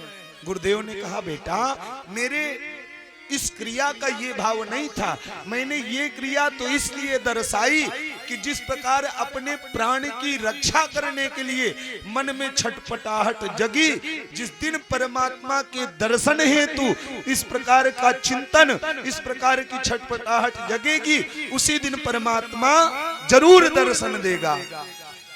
इसलिए ऐसा भाव रखो, प्रियते अमलया भक्त्या हरिरन्यत विडंबनम। प्रीति करो, तुम्हारे प्रीति करने में विलंब होगा लेकिन परमात्मा आने में विलंब नहीं करेगा, परमात्मा तो शीघ्र ही आ जाएगा। अच्छा भक्ति करने के लिए कोई बहुत बड़े जरूरी नहीं कि हम बकरुआ हो भेड़ी हो तभी हमको परमात्मा मिलेंगे। अरे अजामिल को परमात्मा मिले। अच्छा आप कहेंगे कि अजामिल कान्यकुब्ज ब्राह्मण था तो सबरी भिलनी सबरी को मिले, अरे सदना कसाई को मिले परमात्मा, परमात्मा कैसे मिलते हैं? कि परमात्मा को प्राप्त करने के लिए तो मूल मंत्र है भक्ति। गोप्या कामात भयात कंसात, गोपियों ने कामना से भजा तो क्या परमात्मा गोपियों को नहीं मिले? कंस ने भय से परमात्मा को भजा तो क्या कंस को परमात्मा नहीं मिले? अरे एक तपस्वी को जितनी देर में परमात्मा मिलते हैं उससे भी शीघ्र परमात्मा कंस को मिल गए। लेकिन कंस की चिंतन कितनी परिणति की थी, चिंतन किस प्रकार से करता था। कंस को अगर दाल सामने आए और दाल में भुना हुआ जीरा दिख जाए काला काला तो उठा के दाल ही फेंक देता था, क्योंकि उस काले रंग में भी वो गोविंद का चिंतन करता था। कंस ने जिस दिन से जाना कि मेरा काल प्रकट हो गया, कंस ने काजल लगाना बंद कर दिया। नहीं तो कंस जब सभागार में जाता तो खूब सजता। जैसे हमारे शरीर के किसी अंग में रोग हो, दवा मुख से खानी पड़ेगी, मार्ग एक है मुख, मुख से खाएंगे। हाँ, अब जरूरी ये नहीं है कि हम टैबलेट खाएं, कैप्सूल खाएं या ढक्कन पिए, दवा तो मुख से ही करनी पड़ेगी और रोग से शरीर ठीक हो जाएगा। ठीक उसी प्रकार परमात्मा की प्राप्ति का प्रधान मार्ग तो चिंतन है। परमात्मा का चिंतन कितना किया जा रहा है, जितना अत्यधिक चिंतन होगा उतनी ही शीघ्र परमात्मा मिलेगा भी। और सुखदेव जी कहते, परीक्षित मैं तो तुम्हें और किसी की नहीं, मैं तो तुम्हें विदुर जी की ही कथा को सुनाऊंगा।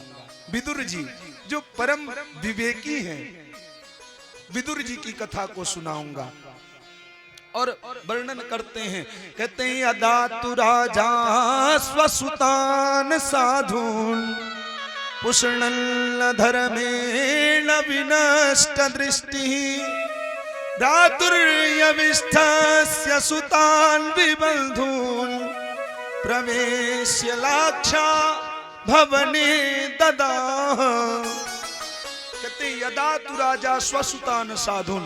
एक बार सभागार लगा हुआ है, सभागार के मध्य दुर्योधन इत्यादि सभी बड़े बड़े राजा बैठे हुए हैं। और सभा जब समाप्त हुई तो महाराज अंदर प्रवेश किए, दुर्योधन के पिताश्री। जब महाराज अंदर प्रवेश किए तो विदुर जी पीछे पीछे गए और विदुर जी जा करके कहते, महाराज ये जो आपका पुत्र है यही अधर्म का स्वरूप है, और जब तक ये आपके साथ लगा है तब तक आपका पतन सुनिश्चित है। यदि अपने जीवन का कल्याण चाहते हो तो इस दुष्ट पुत्र को छोड़ दो। पीछे से दुर्योधन सुन रहा था, दुर्योधन दौड़ करके आया, अरे दुष्ट दासी पुत्र, तू मेरे पिता महाराज को मेरे प्रति मेरे परोक्ष भड़का रहा है। तुझे तनिक भय नहीं लगता कि तुझे राज्य से निष्कासित कर दिया जाएगा? विदुर ने कहा, दुर्योधन, दुर्योधन का मतलब क्या है? दुर्योधन का मतलब दुर्बुद्धि वाला, वही दुर्योधन है। विदुर जी ने कहा, दुर्योधन तू मुझे अपने राज्य से क्या निकालेगा? मैं ही ऐसे अधर्म का संग छोड़ता हूँ और मैं तेरे राज्य का परित्याग करके जा रहा हूँ। और जिस दिन से विदुर जी ने उस साम्राज्य का परित्याग किया उसी दिन से इन कौरवों का पतन सुनिश्चित हो गया।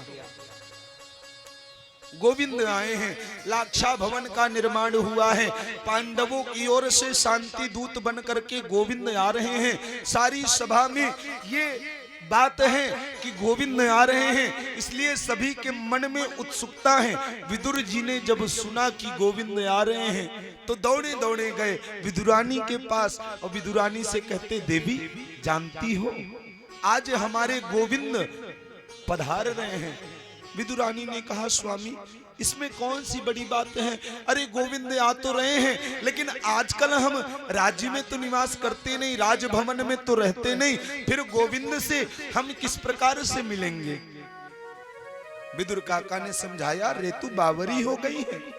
अरे हम गोविंद से मिले या ना मिले, गोविंद हमसे मिले या ना मिले, गोविंद हमें भले ही ना देखें लेकिन हम तो गोविंद का दर्शन कर सकते हैं। ये हमारे लिए भी सौभाग्य की बात है। हम सभागार में चलेंगे और गोविंद का दर्शन करेंगे। गोविंद आ रहे हैं। दुर्योधन बड़ी चापलूसी, बड़ी चालाकी से गोविंद का स्वागत करने के लिए तैयार हैं। गोविंद पधारे हैं और गोविंद को आते ही आगे आगे जा करके अगवानी करते हुए दुर्योधन ने गोविंद का स्वागत किया।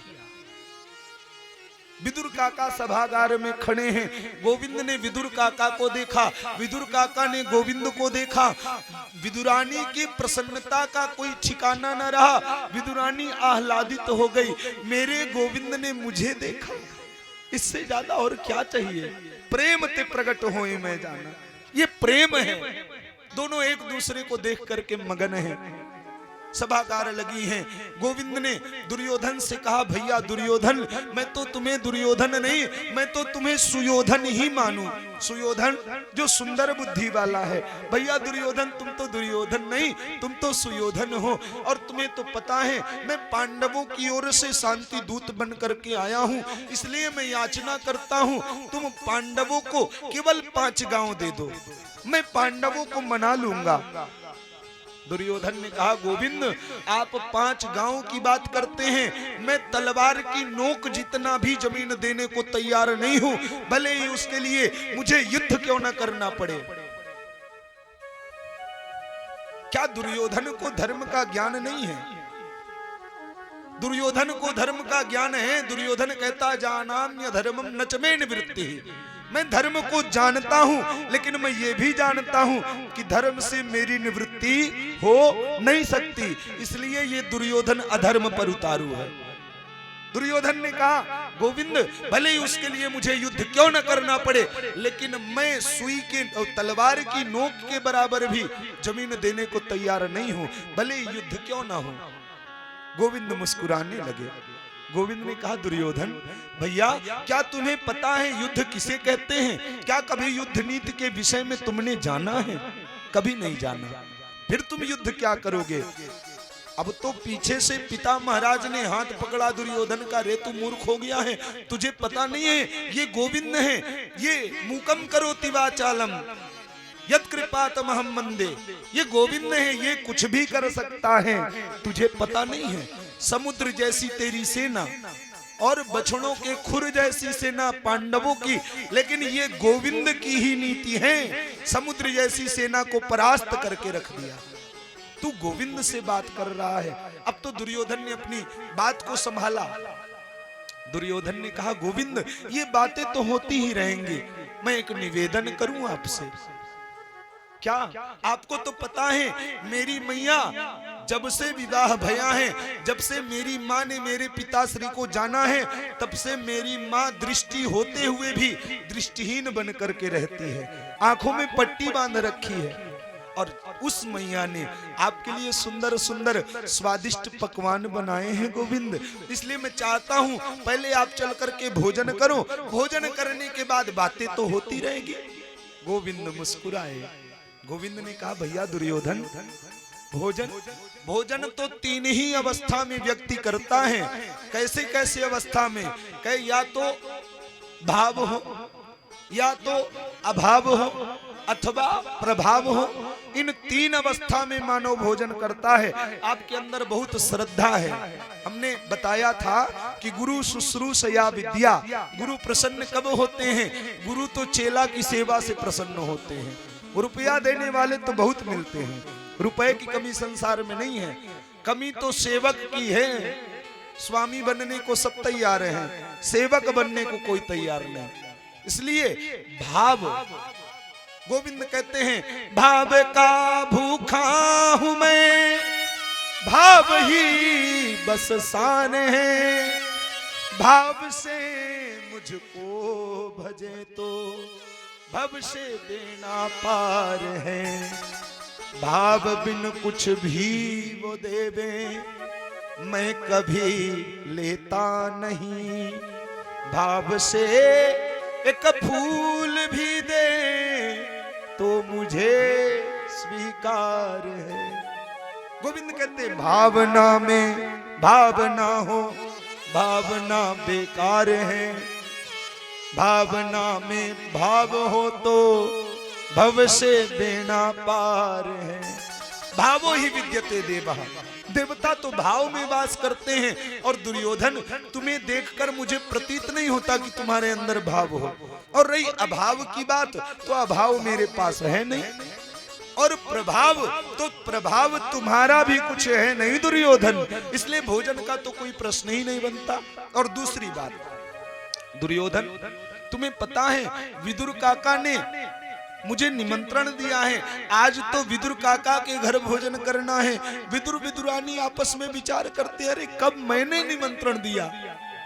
विदुर काका ने विदुरानी से कहा, देवी शीघ्र चलो, ये तो गोविंद है, ना जाने किस समय पहुंच जाए।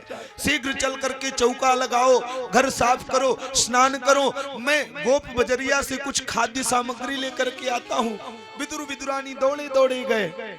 इधर गोविंद, दुर्योधन हंसने लगा, अरे विदुर, अरे गोविंद आपको पता नहीं है, आजकल वो विदुर राज्य से निष्कासित कर दिया गया है, वो आपको क्या खिलाएगा, और निमंत्रण किस समय दिया। गोविंद ने कहा, भैया दुर्योधन, मुझे ये तो नहीं पता कि उनके पास विषय है या नहीं, वो क्या खिलाएंगे क्या नहीं, लेकिन उन्होंने मुझे चिट्ठी लिख भेजी है, पत्री लिख करके भेजी है, और उस पत्री के अनुसार आज के दिन मैं विदुर काका के यहाँ भोजन ग्रहण करूंगा। और इतना कह करके सभागार से उठे गोविंद, विदुर काका की घर की ओर चल पड़े। विदुर काका जो आजकल कदली वन में निवास करते हैं, द्वार पर पहुंचे, और द्वार पर पहुंच करके आवाज लगाई, विदुर काका है क्या। अंदर से विदुरानी जो स्नानागार में स्नान कर रही थी, गोविंद को आया जाना है, वस्त्र पहनना भूल गई, अलंकार धारण करना भूल गई, जिस अवस्था में थी दौड़ी दौड़ी गई द्वार पर, और जा करके द्वार खोला, गोविंद को देखा। आओ न गोविंद, आओ न कन्हैया, लाला अंदर आओ न। गोविंद उनके भाव को देख रहे हैं, धन्य है विदुरानी। वस्त्र पहनना भूल गई, अपने काले कपड़े को, अंग वस्त्र को फेंका, उन्होंने लपेटा, गोविंद का स्वागत किया, गोविंद को अंदर ले गई। भाव में इतनी विभोर हैं, इतनी भाव विह्वल हैं कि गोविंद को अपने घर के आंगन में चारों ओर नचा रही है। कहती, गोविंद तुम यहाँ बैठो, नहीं गोविंद यहाँ नहीं, तुम तो यहाँ बैठो, अरे गोविंद यहाँ भी नहीं, तुम तो यहाँ बैठो, तुम यहाँ बैठो। भाव से गोविंद को नचाती जा रही हैं, और वो ब्रह्म, वो अव्यक्त, वो अविनाशी, वो परमात्मा जो बड़े बड़े अमलात्मा विमलात्मा योगी मुनींद्र ज्ञानियों को नहीं मिलते, वो विदुरानी के प्रेम में नाच रहे हैं। विदुरानी ने गोविंद को बिठाया भी तो पीढ़े उल्टे रखा, और गोविंद को बिठा दिया, और गोविंद के पास बैठ करके गोविंद की कुशल क्षेम पूछने लगी। गोविंद, लाला सब कैसे हैं। गोविंद ने कहा, काकी एक बात बताऊं, बड़ी जोर की क्षुधा लगी है काकी, भूख बड़ी जोर की लगी है, यदि कुछ हो तो लाओ ना। विदुरानी सजल हो गई, कन्हैया तुम्हें तो पता है आजकल तुम्हारे काका राज्य से निष्कासित कर दिए गए हैं, हम सब कदली वन में निवास करते हैं, लेकिन कन्हैया चिंता मत करो, काका गोप बजरिया से कुछ न कुछ खाने को लेकर के जरूर आ रहे होंगे। गोविंद ने कहा, काकी लेकिन भूख तो सहन होती ही नहीं। विदुरानी दौड़ी दौड़ी गई, कदली के फल लेकर के, केले के फल लेकर के आई, और गोविंद के सन्मुख बैठ करके गोविंद से कहती, जानता है कन्हैया, ये जो कदली के फल हैं, इन्हें मैंने और तुम्हारे काका ने दोनों ने अपने इन्हीं हाथों से लगाया है, अपने ही हाथों से जल दिया है, और मीठे तो होंगे ही, तुम तो प्रेम से भोग लगाओ। गोविंद काकी के नेत्र देखते, काकी गोविंद को देखती, दोनों एक दूसरे को परस्पर देख रहे हैं, दोनों भाव विभोर हैं। विदुरानी केले छीलती जाती, फल फेंकती जाती, और छिलके प्रदान करती जाती, और बड़ी श्रद्धा से गोविंद उसे पा रहे हैं, कोई चिंता नहीं, बड़ी श्रद्धा से गोविंद तो भाव के भूखे हैं, गोविंद पाते जा रहे हैं। कुछ देर में बाहर से आवाज आई, विदुर काका ने आवाज लगाई, देवी शीघ्र खोलो, गोविंद आता ही होगा, उसे ये खाद्य सामग्री लेकर के आया हूँ, उसे भोजन की व्यवस्था करो। विदुरानी ने कहा, गोविंद वो तो आए हैं, वो आंगन में बैठे हैं। विदुर ने कहा अच्छा वो आंगन में है, ये बताओ तुमने उन्हें अच्छे से बिठाया ना? विदुरानी ने कहा क्या कहते हो, अरे वो मेरे भी तो कन्हैया हैं, मैंने उन्हें बड़ा व्यवस्थित बिठाया है। विदुर काका ने कहा शीघ्र चलो उन्हें कुछ खाने की व्यवस्था करो। विदुरानी ने कहा अरे हाँ वो तो आए थे, बड़ी जोर की भूख लगी थी, सो मैंने कदली के फल ही खिलाए। दौड़े दौड़े विदुर आए, उन्होंने देखा गोविंद छिलके खा रहे हैं। विदुर जी ने कहा रे तू बावरी हो गई, तू फल की जगह छिलके खिला रही। विदुरानी ने कहा अरे मैंने तो देखा ही नहीं, मैं तो भाव में इतनी विभोर थी कि मैंने ये तो जाना ही नहीं कि गोविंद को मैं छिलके खिला रही हूँ या फल, लेकिन गोविंद ने भी तो नहीं बताया। गोविंद ने कहा अरे हाँ काकी, मैंने भी आपके प्रेम में ये देखा ही नहीं कि आप मुझे क्या खिला रही हो, फल खिला रही हो या छिलके खिला रही हो। गोविंद कहते हैं पत्रम पुष्पम फलम तोयम यो मे भक्त्या प्रयक्षते तदहम भक्ति उप्रहितम अस्नामि प्रयतात्मना। जो भी मेरा भगत मुझे भाव से पत्र पुष्प फल जल जो भी मुझे अर्पण करता है, मैं उसे बड़े सहज भाव से स्वीकार करता हूँ।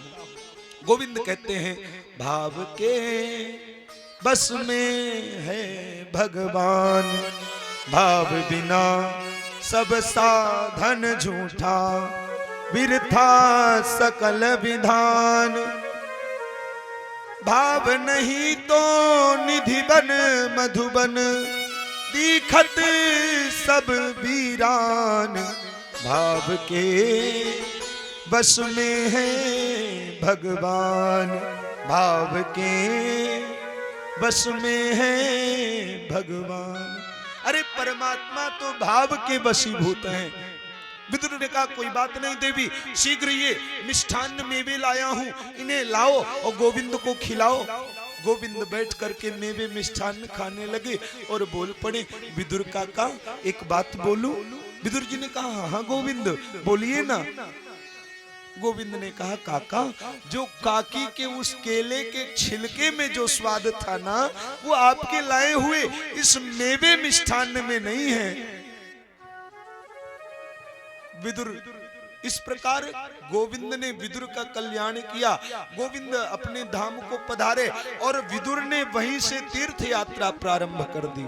कहने का भाव क्या है, कहे सब सो ऊंची प्रेम सगाई, सब सो ऊंची प्रेम सगाई, सब सो ऊंची प्रेम सगाई, सब सो ऊंची प्रेम सगाई, प्रेम सगाई, प्रेम सगाई, प्रेम सगाई, प्रेम सगाई, सब सो ऊंची प्रेम सगाई, सब सो ऊंची प्रेम सगाई।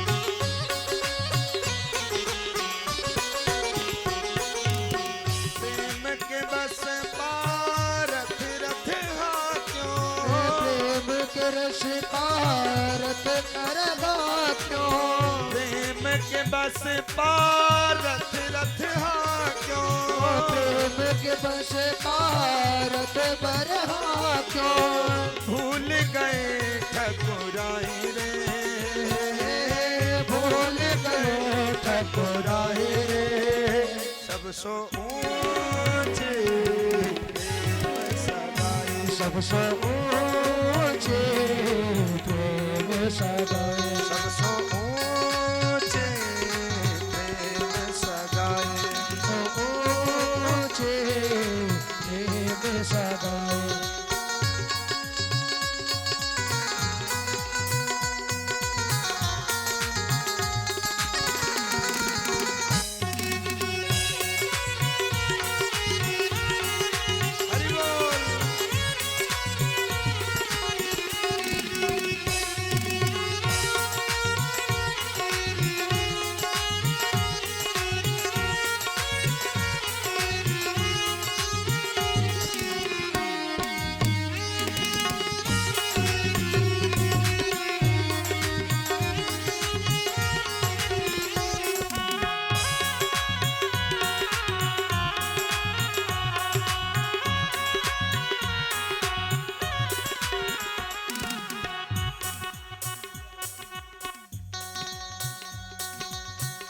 ऐसी प्रीत लगी वृंदावन, ऐसे प्रीत लगे वृंदावन, ऐसी प्रीत लगी वृंदावन, ऐसी प्रीत लगी वृंदावन, ऐसी प्रीत लगी वृंदावन, ऐसी प्रीत लगे वृंदावन, भूल गए ठकुराई रे, भूल गए ठकुराई रे, सब सो ऊंचे प्रेम सगाए, सबसे ऊंचे प्रेम सगाए।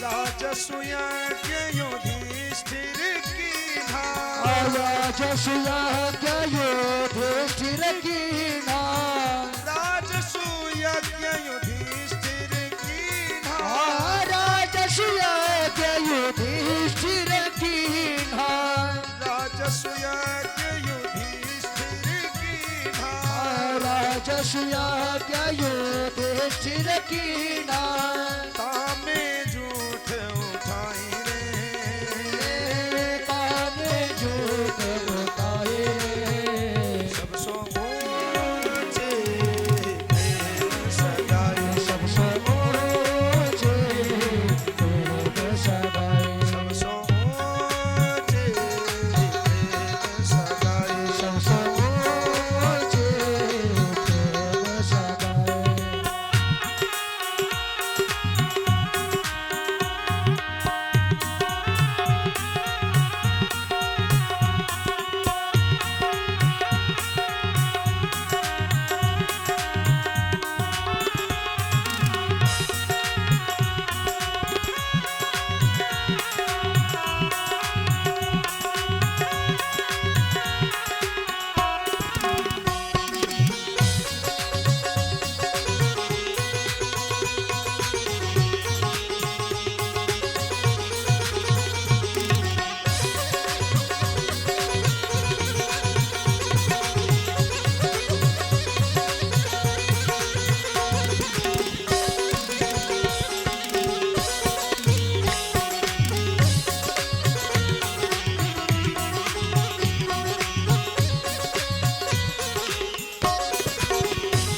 झूठे फल सब के खाए, झूठे फल सबरी के खाए, झूठे फल सबरी के खाए, झूठे फल सबरी के खाए, झूठे फल सबरी के खाए, झूठे फल सबरी के खाए, भूल गए रघुराई रे, भूल गए रघुराई रे, सब सो ऊंचे प्रेम सगाए, सबसे ऊंचे प्रेम सगाए, सब सो ऊंचे प्रेम सगाए, सबसे ऊंचे प्रेम सगाए।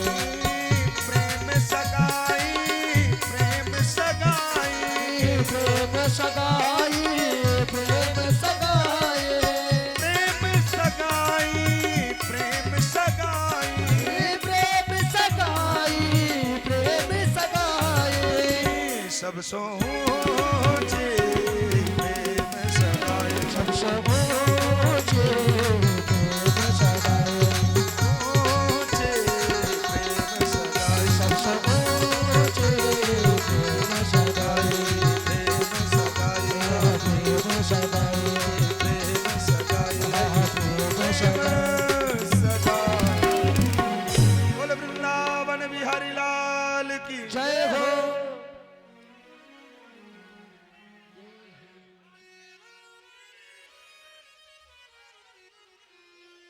बात, लग रहा है खूब आनंद आ रहा है, हाँ? इसके आगे जब विदुर जी महाराज तीर्थ यात्रा करके आए, इधर गोविंद का स्वधाम गमन हुआ। देखिए भागवत जी में 3 बार गोविंद के स्वधाम गमन की कथा आई है। एक बार प्रथम स्कंद में, दूसरी बार तृतीय स्कंद में, और तीसरी बार आगे चल के एकादश स्कंद में। 3 बार भगवान के स्वधाम गमन की कथा आई, लेकिन तीसरी बार जो कथा आई वो तनिक विस्तृत आई, 2 बार संक्षेप में आई। इधर गोविंद का स्वधाम गमन हुआ, विदुर जी तीर्थ यात्रा से वापस आए, विदुर जी को उद्धव जी का समागम हुआ।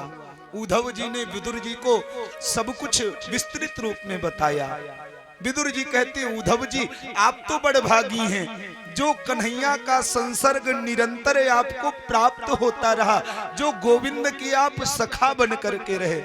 उद्धव कहते नहीं नहीं विदुर जी, मैं बड़भागी नहीं, बड़भागी तो आप हैं। क्यों? क्योंकि जिसकी याद गोविंद निरंतर करते रहे, ऐसे आप हैं। हमारे गुरु जी तो कई शिष्यों को पढ़ा करके भागवत का ज्ञान कराए, लेकिन हमको एक बात से बड़ी जलन होती है। यद्यपि हम खैर ठीक है, गुरु प्रसाद है जो भी है, लेकिन गुरु जी के एक शिष्य हुए, उनका एक नाम ओमानंद। वो आजकल कहते हैं कि हम गुरु जी के शिष्य नहीं, हम तो करपात्री जी के शिष्य हैं, और जबकि करपात्री जी को देखे नहीं होंगे, अभी कम आयु है, लेकिन वो आजकल करपात्री जी के शिष्य बन गए हैं। 1 लाख रुपया भागवत का लेते हैं, गुरु जी का निरादर करते हैं, लेकिन गुरु जी फिर भी उनका चिंतन करते हैं, नित्य उनको जरूर याद करते हैं। हमारे चेला ओमानंद, हमको बड़ी जलन होती है। हम लोग हैं सेवा में लगे, हमको कभी नहीं कहते और ओमानंद माला जपते हैं। यही बात यहाँ उद्धव जी कह रहे हैं। उद्धव जी कहते विदुर जी बड़भागी मैं नहीं, बड़भागी तो आप हो, जिसे गोविंद स्वयं याद करे, ऐसे आप हो। विदुर जी ने प्रश्न किया, उद्धव जी हाथ जोड़ लिए। उद्धव जी कहते विदुर जी मैं आपको उत्तर नहीं दे सकता, हाँ गोविंद ने जाते जाते कहा था कि विदुर जी आए तो विदुर जी को मैत्रेय जी के पास भेजना, और मैत्रेय जी उनके प्रश्नों का उत्तर देंगे, इसलिए आप मैत्रेय मुनि के आश्रम में पधारें। इधर मैत्रेय मुनि के आश्रम में विदुर जी आ रहे हैं। जब ये बात मैत्रेय जी ने जाना तो द्वार पर जा करके अगवानी करते हैं मैत्रेय जी, और विदुर जी का स्वागत किया, विदुर जी को बिठाया। विदुर जी ने अपने मन के प्रश्नों को रखना प्रारंभ किया। देखिए विदुर जी हैं विवेकी, मैत्रेय जी हैं ज्ञानी। जहां पर ज्ञान और विवेक का समागम होता है, वहीं से सत्संग का प्रादुर्भाव होता है। ये कथा है। देखिए मैत्रेय जी से विदुर जी प्रश्न करने लगे। अब यहाँ कितने श्रोता वक्ता हो गए? पहले वक्ता हैं कुमारगण जो नारद जी को कथा सुना रहे हैं, दूसरे वक्ता हैं कौन? सुखदेव मुनि परीक्षित को कथा सुना रहे हैं। अभी तीसरे वक्ता हैं ये मैत्रेय जी जो विदुर जी को कथा सुनाने जा रहे हैं। चौथे वक्ता सूत जी जो शौनकादि ऋषियों को कथा सुना रहे हैं। इस प्रकार से चौथे संवाद में हम प्रवेश करने जा रहे हैं, चौथे प्रश्नोत्तर होने जा रहे हैं। विदुर जी मैत्रेय जी से कहते महाराज मेरे मन में कुछ प्रश्न हैं, उन प्रश्नों का उत्तर दो ना। मैत्रेय जी ने कहा कहिए विदुर जी क्या प्रश्न है? विदुर जी ने प्रश्न किया महाराज सुखाय कर्माणि करोति लोको न तैहि सुखम वान्यदुपारमं वा भिन्नेत भूयस् ततैव दुःखं यदत्र युक्तं भगवान वदेन्नः। महाराज मेरा प्रश्न तो यही है कि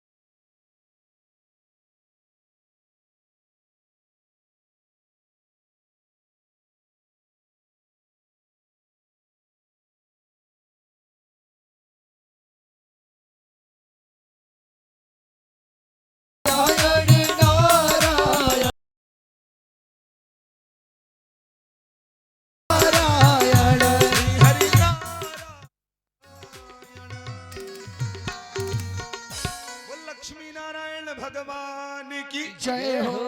विदुर जी प्रश्न कर रहे हैं मैत्रेय जी, सुखाय कर्माणि करोति लोके। इस संसार में मानव क्या करता है? सुख की खोज करता है।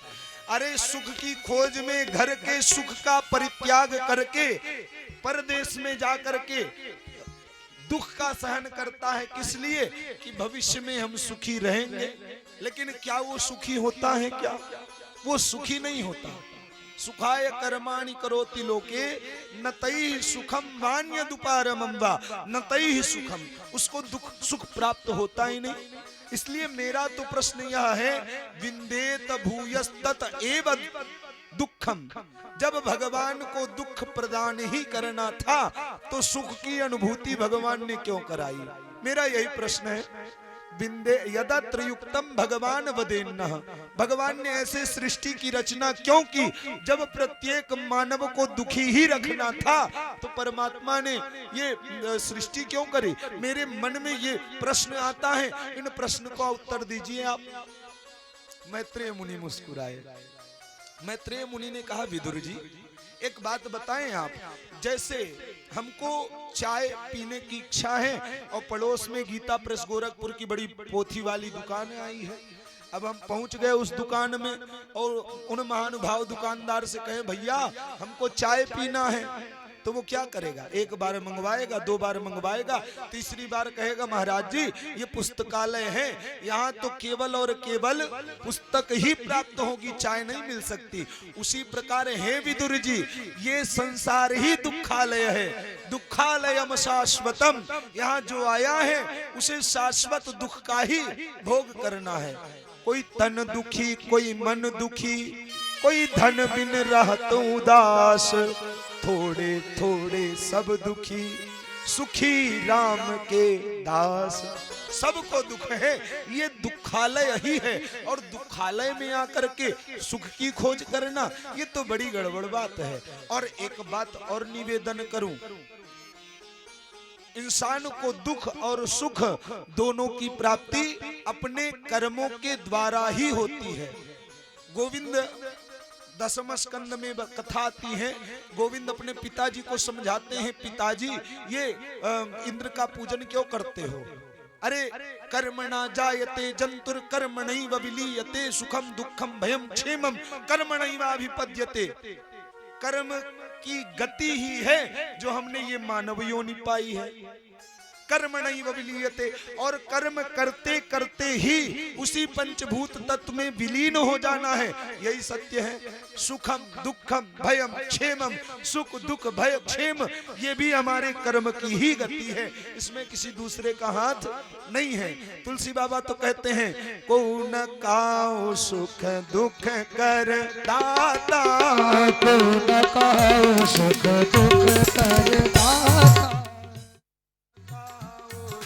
दुख कर दाता, को न काओ सुख दुख कर दाता, न काओ सुख दुख कर दाता, को न काओ सुख दुख कर दाता, निज कृत कर्म भोग सब दाता, निज कृत कर्म भोग सब दाता, निज कृत कर्म भोग सब दाता, निज कृत कर्म भोग सब दाता। प्रत्येक मानव अपने कर्म की गति के अनुसार सुख और दुख का भोग करता है, इसमें परमात्मा का कोई दोष नहीं है। और परमात्मा तो कहते हैं, सन्मुख होय जीव मोहि जबहि। गोविंद का जन्मोत्सव आता तो मैया आज के समय जैसे केक नहीं कटवाती, मैया कथा सुनाती, ब्राह्मणों को भोजन कराती, गौशाला में चारा दिलाती। इस प्रकार से गोविंद का जन्मोत्सव मनाती। एक बार की बात, गोविंद का जन्मोत्सव, मैया गोविंद को कन्हैया को लेकर के जमुना के किनारे पहुंची, दीपदान करने लगी। मैया दीप जलाती और दीप जला करके गंगा जी में प्रवाहित करती और आगे गोविंद